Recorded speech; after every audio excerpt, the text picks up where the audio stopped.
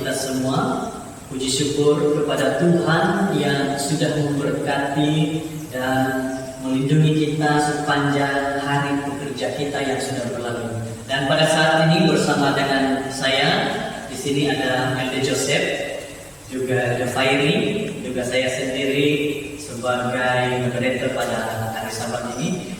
Kami bersyukur kepada Tuhan karena diberikan peluang untuk memberikan sedikit perkongsian ataupun sedikit ringkasan melalui pelajaran sekolah Sabat kita pada hari Sabat ini. Bagi meneruskan pelajaran kita pada hari Sabat ini, saya ingin mengajak kita semua, para penonton juga kami yang ada di tempat ini, mari kita sama-sama berdoa. Mari berdoa. Ya Tuhan, Allah Bapa kami yang bertakhta di surga, terpujilah nama Tuhan dengan berkat yang telah Kau nyatakan kepada kami. Kami bersyukur karena pada waktu ini hari Sabat yang indah, kami dapat bersama-sama untuk mempelajari firman-Mu melalui sekolah Sabat juga Alkitab. Terima kasih Tuhan. Inilah doa kami berserah dalam nama Yesus. Amin.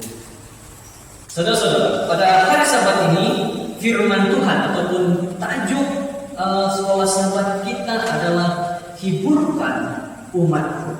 Saya senang dengan tajuk daripada sekolah Sabat kita pelajaran yang 8, hiburkan umatku. Nah, bagaimana kita mau mendapat penghiburan daripada Tuhan? Bagaimana kita mau memberikan penghiburan kepada sesama kita manusia? Saya senang membaca ayat dalam Yesaya 40 ayat 9, ayat renungan kita, di mana Yesaya 40 ayat 9 mengatakan, Hai Sion, pembawa kabar baik, naiklah ke atas gunung yang tinggi. Hai Yerusalem, pembawa kabar baik, nyaringkanlah suara kuat-kuat, nyaringkanlah suaramu, jangan takut. Katakanlah kepada kota-kota Yehuda, lihat itu Allahku. Saudara-saudara, ayat ini menjelaskan bahwa kita harus memperkuatkan kabar baik Tuhan itu kepada semua orang. Bukankah itu merupakan antara satu yang memberikan kekuatan penghiburan kepada kita, bahwa kita disuruh untuk hiburkan, kuatkan, nyatakan firman Tuhan itu kepada kita. Nah, saya bacakan di sini. Perang Dunia II berakhir pada tahun 1945. Semasa seorang tentara Jepun bernama Soichi Yoke bersembunyi di dalam hutan di Pulau Guam. Risalah-risalah yang dijatuhkan dari pesawat Amerika Serikat mengumumkan keamanan. Tetapi Yoke ini menganggap itu sebagai musibah. Seorang tentara maharaja setia dan patriotik, dia telah berjanji tidak akan menyerah.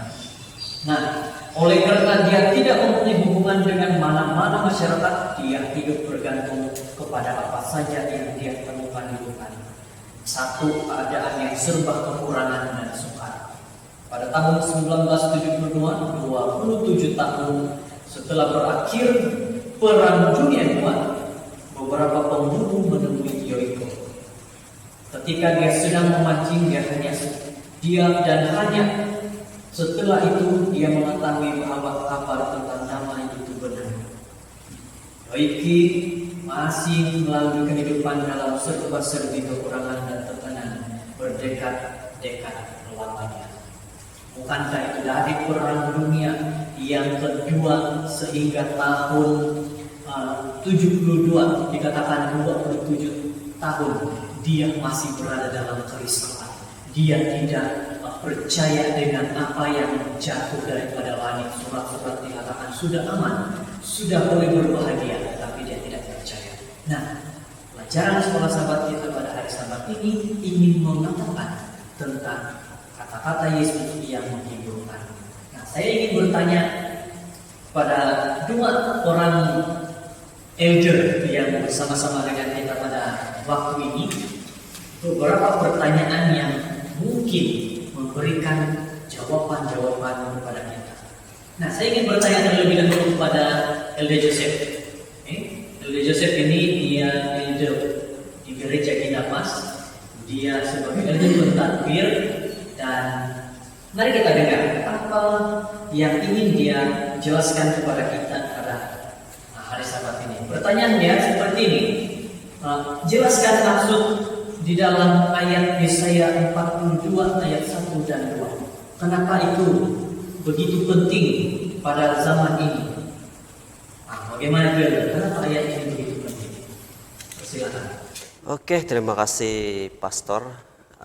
Saya kira ayat yang disebutkan tadi itu adalah Yesaya pasal yang ke-40, ayat yang pertama dan yang kedua, yang mengatakan di sini mengapa kita harus ataupun mengapa ayat ini sangat penting kepada kita pada zaman ini. Nah, sebab jawaban yang pertama sudah pun dinyatakan dalam cerita pembayang kita tadi. Tuhan tidak mau kita bersusah-susah, berdekat-dekat lamanya baru mau percaya. Sedangkan penghiburan itu sudah datang 2 dekade yang lalu buat tentara Jepun tersebut. Tetapi oleh karena dia tidak percaya, maka dia hidup dalam ketakutan begitu lama. Dan hanya mendapat berita mengenai penghiburan itu ataupun kelepasan itu selepas ada beberapa penduduk di kawasan itu menjumpai beliau. Nah, ini adalah salah satu tujuan mengapa ataupun tujuan utama pelajaran kita pada Sabat ini. Saudara dan saudari, kalau kita lihat dalam cerita ataupun sejarah bangsa yang sedang kita pelajari sekarang ini, dalam pasal yang pertama hingga 39 mereka hidup dalam kesusahan, sengsara, peperangan. Tetapi dalam pasal yang ke-40 berita gembira, dan Tuhan sendiri mengatakannya, hiburkanlah umatku, demikian firman Allahmu. Tenangkanlah hati Yerusalem dan serukanlah kepadanya bahwa perhambaannya sudah berakhir, bahwa kesalahannya telah diampuni, sebab ia telah menerima hukuman dari tangan Tuhan 2 kali lipat karena segala dosanya. Jadi saya kira ya cukup jelas bagi kita lah, Pastor. Terima kasih. Oke, terima kasih Elder. Satu penjelasan yang baik. Kenapa begitu penting bagi kita zaman ini? Dikatakan bahwa tidak mahu kita seperti tentara Jepun itu sudah diberitahu bahwa sudah aman, tidak ada peperangan. Seharusnya dia percaya. Nah, bagi kita juga dikatakan oleh Joseph tadi, Tuhan tidak mau kita berdekat-dekat bertahun-tahun masih ada bersama. Sedangkan kata-kata penghiburan, kata-kata kekuatan sudah dinyatakan bagi kita. Jadi terima kasih Brother Joseph dengan jawaban yang sangat baik kepada kita. Nah, mari kita lanjutkan dengan pelajaran kita pada saat ini. Saya ingin bertanya pula kepada Elder Fairi. Terima kasih Elder Fairi yang sudah bersama-sama dengan kita pada hari Sabat ini.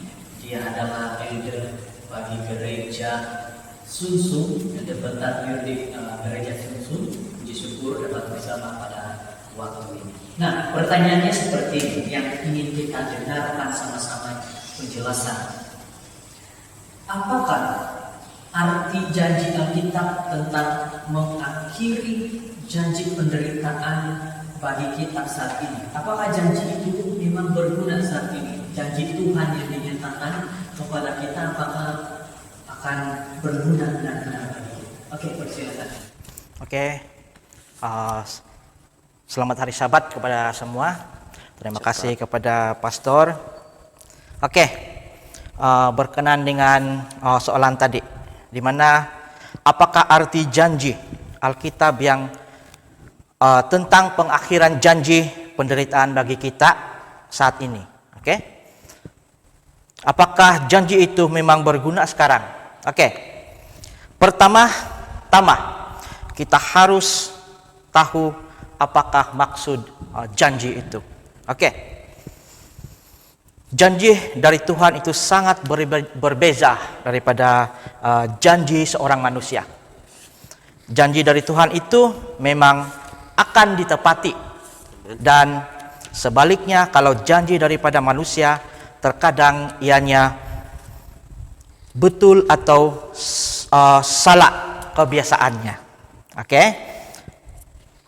Menurut tulisan Nabi Yesaya dari pasal yang pertama sehinggalah pasal yang terakhir, hal ini berkaitan dengan sebuah janji yang harus dipahami oleh setiap umat manusia. Hal ini juga ada bersangkutan dengan janji yang dimulai daripada kedatangan Yesus yang pertama dan yang kedua. Pada waktu sekarang ini, janji itu sangat berguna bagi umat yang percaya kepada Kristus, anak Allah yang hidup itu. Walaupun kita pada waktu sekarang ini ditimpa dengan musibah yang melanda di seluruh dunia, yaitu mengenai pandemik ini, tetapi apabila kita tetap percaya dan tekun menunggu janji yang membebaskan dari penderitaan kita, akan dikuatkan oleh Roh Kudus. Salah satu janji Yesus sebelum dia diangkat ke surga adalah si penghibur itu, yaitu Roh Kudus, dan melalui Roh Kudus kita akan dituntun dalam jalan yang benar. Oke, terima kasih. Oke, terima kasih. Dikatakan sebentar tadi bahwa janji yang Tuhan berikan kepada kita tentang di mana tidak akan ada lagi penderitaan, tidak akan ada lagi kesedihan, itu sebenarnya sudah pasti bagi kita. Yang paling penting kata-kata penghibur kepada kita adalah apabila kita percaya kepada Tuhan dan kita yakini kepada Tuhan, maka di surga nanti apabila kita bersama-sama di sana tidak ada lagi penderitaan, tidak ada kesakitan, tidak ada tetap tangis di sana. Jadi terima kasih kepada Elder Ferry dengan sedikit penjelasan bagi kita tentang janji yang Tuhan berikan, bahwa janji Tuhan tidak pernah berubah. Itu janji yang pasti. Nah, saudara-saudara, mari kita lanjutkan pada sekolah sahabat kita pada saat ini. Yang seterusnya, kita lihat di sini bahwa dikatakan bahwa dalam sekolah sahabat kita ini ada penghiburan, ada persiapan, ada pengharapan. Nah, Yesaya 40 ayat 1 hingga 8. Bagaimana ini diberikan kepada umat Tuhan saat ini? Mungkin Elder Joseph dapat sedikit memberikan penjelasan. Oke, terima kasih Pastor. Ada dikatakan tadi ada penghiburan, ada persiapan, dan sebenarnya kalau kita baca di dalam Yesaya 40 1 hingga 8, kita akan mendapat dengan jelas apa maksudnya di sini. Nah, kalau kita lihat di sini pasal 1 sampai 39 dari kitab Yesaya mencangkup dari peristiwa dalam sejarah Israel selama kehidupan nabi dan beberapa nubuatan tentang masa depan bangsa-bangsa di sekitar mereka. Dan dalam cerita ini juga Hizkia telah menunjukkan kekayaannya kepada orang Babylon. Kekayaan itu dan orang-orang di Yerusalem akan dibawa ke Babylon sebagai hukuman atas dosa-dosa mereka. Nah, menurut Yesaya 40 ayat yang pertama, kedua, Allah akan mengampuni umatnya dan dia akan menghibur mereka. Dari pasal 40 dan seterusnya, perkabaran difokuskan pada masa depan. Masa depan ini berkisar pada dua peristiwa utama. Dan yang satu itu adalah pembuangan Babylon dan kembalinya yang sisa, dan yang kedua adalah kedatangan Mesias yang kita katakan sebagai persiapan. Jadi saya kira untuk itu saja, Pastor. Terima kasih. Oke. Nah, di dalam ayat ini dijelaskan tadi, ayat ini mengatakan ada penghiburan. Selepas itu bagaimana persiapan kita akan kedatangan Yesus. Yesus sudah datang pertama. Yang kedua ini bagaimana persiapan kita, dan juga apa harapan ataupun apa pengharapan bagi kita. Dijelaskan tadi bahwa Babylon saja dikatakan tentang ada pengharapan bagi mereka jika bertobat. Saudara-saudara yang terkasih, bagaimana dengan kita? Apakah kita tidak rindu untuk bertobat dari segala kesalahan dosa yang telah kita lakukan? Nah, terima kasih dengan penjelasan ini. Nah, saya ingin menyatakan di sini yang seterusnya mengatakan seperti ini. Bagaimanakah cara kita memberitakan penginjilan ataupun kabar baik pada zaman sekarang ini? Sebab kalau zaman dahulu, zaman Yesus, itu zaman Yesus akan berkeliling. Jadi pada saat ini, pada zaman ini, bagaimana kita? Saya ingin bertanya pertama kepada Elder Faye. Mungkin ada sedikit saja.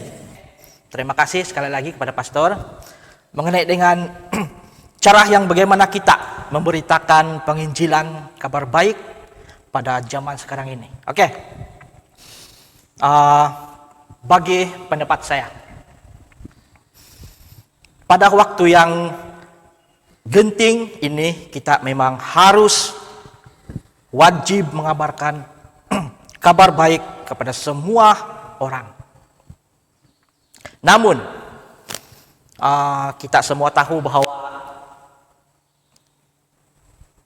kita dilanda dengan pandemik COVID-19 pada ketika ini. Jadi pergerakan untuk menginjil tatap muka ataupun bersemuka itu sangat sulit dilakukan pada ketika ini. Oke. Jadi hal yang terbaik kita lakukan pada saat ini adalah seperti dengan live streaming di FB, YouTube, Zoom, dan saya tahu bahwa ada banyak lagi aplikasi yang kita boleh gunakan untuk mengabarkan kabar baik bagi Tuhan. Oleh itu, tidak ada salah kita menggunakan semua aplikasi bagi mengabarkan firman Tuhan. Tetapi walaupun teknologi sangat bermanfaat kepada perkabaran Injil ini, kita juga harus berhati-hati dalam memilih teknologi, karena setan juga akan boleh menggunakan teknologi ini bagi menjatuhkan kita di dalam dosa. Oke?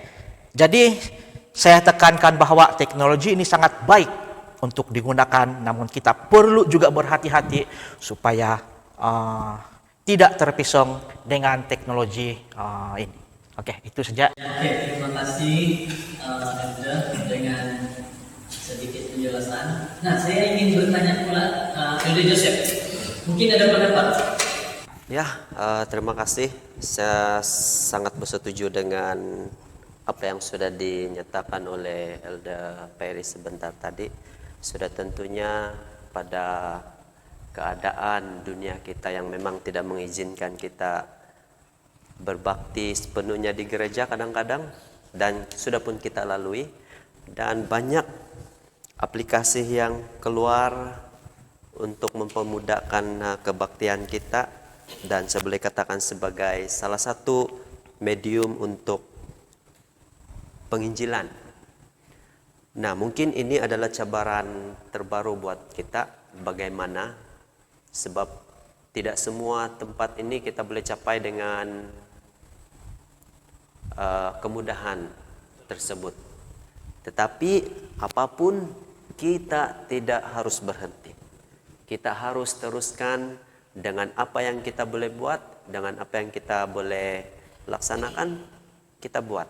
Mudah-mudahan dengan cara atau jalan Tuhan, kita tidak tahu bagaimana, mereka yang terlepas pada hari ini pasti akan mendapatkannya pada bila-bila masa yang kita pun tidak pasti. Sebab kalau kita lihat di dalam pelajaran kita, penginjilan ini sangat complicated. Dia bukan sekali jalan terus dapat. Tidak. So, kalau kita lihat dalam pelajaran sekolah sahabat kita, ianya dimulai sejak lama dulu dan diakhiri dengan kedatangan Yesus yang pertama. Dia sangat jelas. Ia bermula daripada ada seseorang, mungkin kamu kenal dia, yang berseru-seru di padang pasir, dia bilang ratakan jalan ataupun sediakan jalan buat Mesias dan sebagainya. Maka bagi saya itulah yang sedang kita lakukan sekarang. Kita hanya buka jalan dan biar mereka yang nampak jalan tersebut ataupun melihat kebenaran tersebut akan terus mempelajarinya dari hari ke hari. Mudah-mudahan satu hari nanti dengan usaha dan berkat daripada Tuhan pastinya tidak sia-sia. Terima kasih. Oke, terima kasih karena sudah memberikan pandangan, pendapat tentang bagaimana penginjilan yang harus kita lakukan pada saat ini. Karena kalau kita lihat kepada Yesaya juga mengabarkan dia pergi ke tempat-tempat juga, dia pergi untuk menyatakan kepada semua orang. Begitu juga Yesus. Tapi masuk pada zaman sekarang, zaman kita sudah berubah. Saya rasa terlalu berubah. Dahulu kita boleh berjumpa dengan 360 derajat berubah. Benar, 360. Oke, sebelum kesimpulan, ada satu lagi yang saya ingin tanyakan kepada kita, sahabat kita, elder. Ini lebih kepada Elder Ferry, saya ingin tanyakan kepada Elder Ferry. Pada zaman kita ini, bagaimana cara kita nyatakan tentang penyembahan berhala itu? Oke. Terima kasih sekali lagi Pastor. Bagi pendapat saya ataupun bagaimana cara kita untuk menyatakan penyembahan berhala itu, kita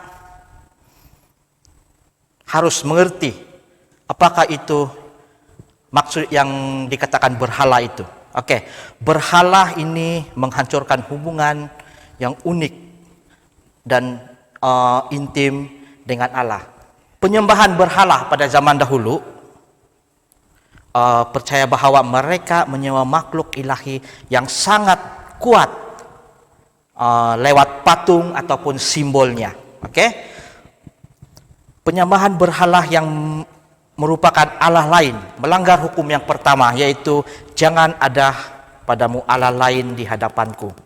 Tuhan menolak hal itu sebagai suatu yang mirip dengan dirinya, sebab tidak ada yang mengetahui bagaimana cara menggambarkan dan tidak ada yang dapat mewakili kemuliaan dan kebesaran Tuhan itu sendiri. Itu saja daripada Elder Ferry tentang penyembahan berhala. Saya ingin katakan sedikit tentang penyembahan berhala pada saat ini. Mungkin kalau bukan lagi mungkin, adakah kamu setuju?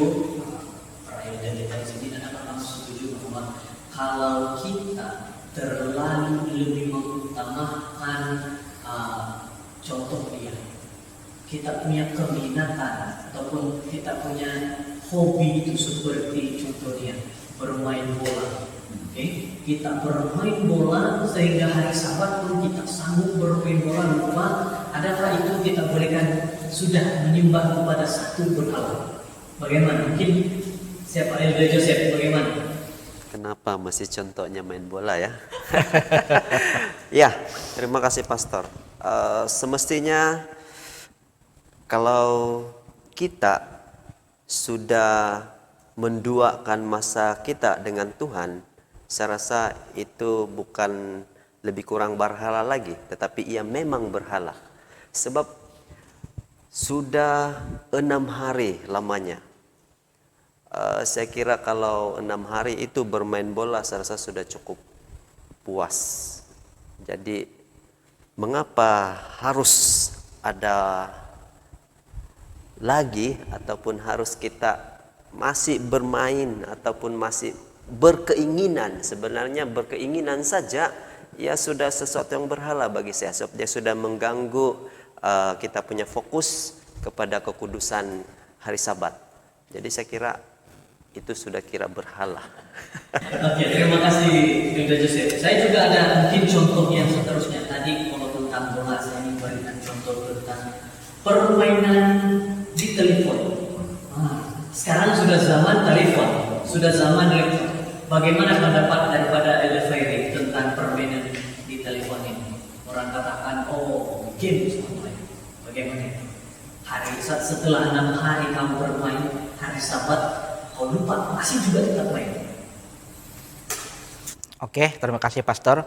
Bagi pendapat saya mengenai dengan keadaan yang situasi tadi, saya rasa itu tidak ataupun sama sejak keadaan dengan bermain bola dengan bermain game online ataupun di telepon, main telepon pada hari Sabat. Jadi bagi saya juga itu adalah bukan lagi memang dia berhala lah bagi saya juga. Habis tidak bejanya bermain bola pada hari Sabat ataupun membuat hal-hal lain yang tidak berkaitan dengan kerohanian pada hari Sabat, itu saya rasa dia memang berhala.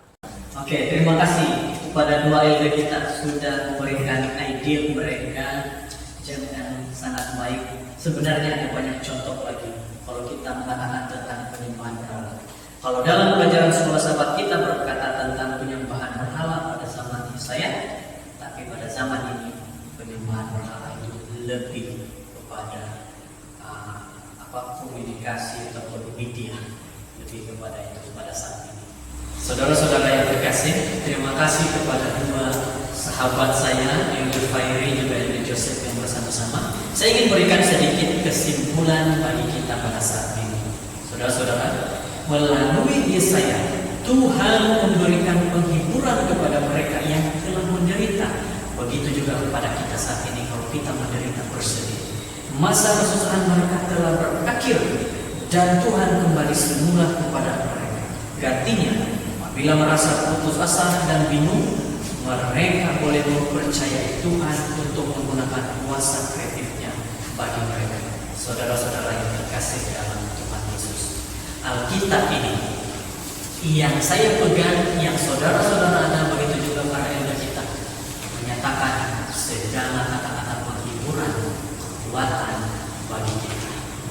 Semoga dengan pelajaran kita yang sudah diberikan dengan ringkas pada hari Sabat ini memberikan kekuatan dan penghiburan bagi kita. Terima kasih, Tuhan memberkati. Pada saat ini saya akan meminta untuk Elder Joseph mungkin boleh memimpin kita dalam doa. Mari kita berdoa. Tuhan Allah Bapa kami yang bertakhta dalam kerajaan syurga, sekali lagi Bapa kami datang kepada Engkau mengucap syukur dan berterima kasih di atas pimpinan dan berkat-Mu, di atas istimewanya Sabat-Mu kepada kami pada Sabat ini. Terima kasih Tuhan karena Engkau sudah mengampuni kami sehingga kami layak untuk menerima berkat-berkat istimewa Sabat-Mu. Tuhan, terima kasih juga karena Engkau sudah memberikan kami ruang dan waktu untuk mempelajari pelajaran sekolah Sabat dewasamu pada saat ini.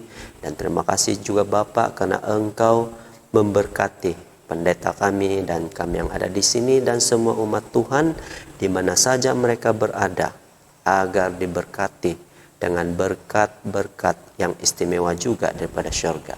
Tuhan, terima kasih sekali lagi Engkau mendengar, Engkau menjawab. Karena doa ini Tuhan kami serahkan terjadi sesuai dengan kehendak-Mu. Dalam nama anak Yesus Kristus kami sudah berdoa. Amin. Amin.